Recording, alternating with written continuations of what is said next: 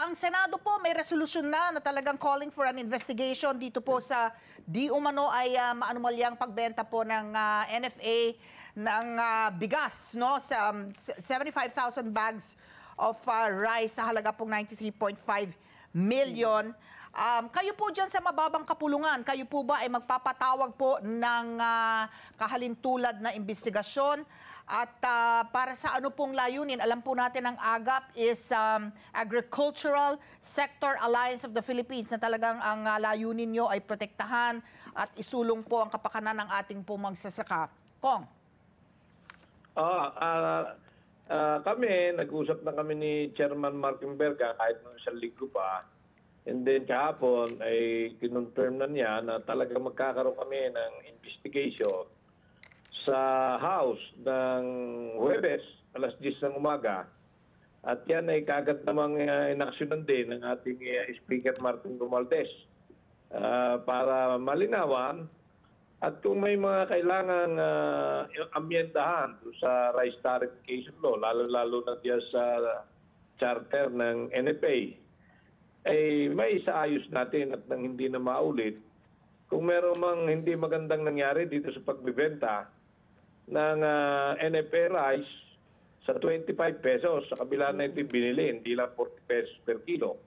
At hindi pa sa mamamayan, kundi sa traders. Hindi pa sa kadiwa, ibinenta. So, mukhang malaki talaga issue ito. Ika nga, marami ng kababayan natin naghahanap ng murang bigas ay doon napapunta sa traders. Oo. Pero kung noon pa, no, matindi na po yung haka-haka talaga pong may mafia po dyan sa NFA, kaya nga binuwag na nga yan a couple of years ago. How far back po ang magiging investigasyon ninyo dito po sa NFA? Ito lang particular po na kaso ba ang titignan ninyo? O talagang hahalikuin ninyo yung mga dati pong mga kaso pa? Mukhang ganon ang magiging takbo ng investigation. Buti meron ditong parang nagsalita, reklamo, kaya nabulgar to. So, itong bagong mga NFA officials ay ibig sabihin ay siyang unang-una nating imbestigahan. Pero kung ito'y nagagawa ngayon, may posibilidad na noong mga nagdaang panahon, may mga nangyayari din. Dahil yun namang taong hindi pinapalitan diyan, ay matatagal na. So, ibig sabihin, may malaki ang posibilidad na nangyayari ito sapagkat ang kanilang puntahin, noon yung magkailangan tayo ng bigas at tumaas ng mataas ang presyo, ay walang stock ang NFA sa kabila na meron silang 8 billion na pambili. Ay ngayon naman, meron silang bigas, hindi naman sa kadiwa o sa taong bayan na pabenta, sa piling-piling traders pa. Ay di pagtutubuan pa yan, bago dumating sa ating kababayan, baka 50 pesos na per kilo, galing sa 25 na ibinenta nila. Kaya nakalulungkot. So yung sinasabi nyo nga, yung sinasabi, sila ay nalumaan no? Kaya ang ano po nila, depensa kasi nga, na pinapayagan sila, itong mga tinatawag nila na aging stock, na parang tatanungin mo, bakit kayo nalumaan sa dinami-dami ng trahedya na dinaanan ng bansa na ito? Ba't hindi nyo binahagi? Ba't hindi nyo pinamudmud dun sa mga kababayan po natin? Dahil yun na lang po ang mandato po nila, di ba? May buffer stock sila para yun po ang yung bigas na iyon ang ipamimigay sa panahon po ng mga kalamidad at trahedya. Sa dinami-dami po ng pinagdaanan na trahedya ng Pilipinas, wala po bang Nakaimbak pa rin. Nakaimbak pa rin. Bakit kayo nalumaan ng bigas? Ayun nga nakapagtataka dyan. Laging mag-iisip ng hindi maganda ang ating mamamayan.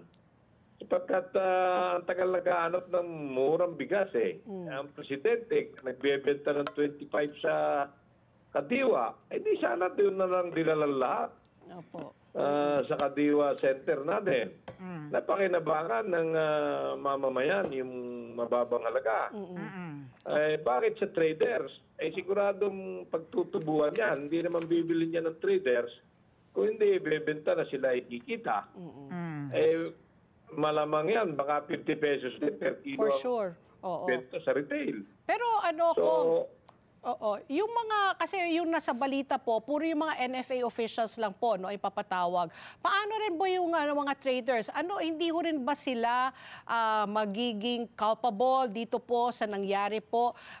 Kung mapatunayan po na mayroong sabwatan, ito bang mga traders na ito po, sila ba ang mga preferred na mga traders po lagi ng NFA? Sila ba yung usual suspects? Mga baguhan ba ito? Ano bang kanilang background?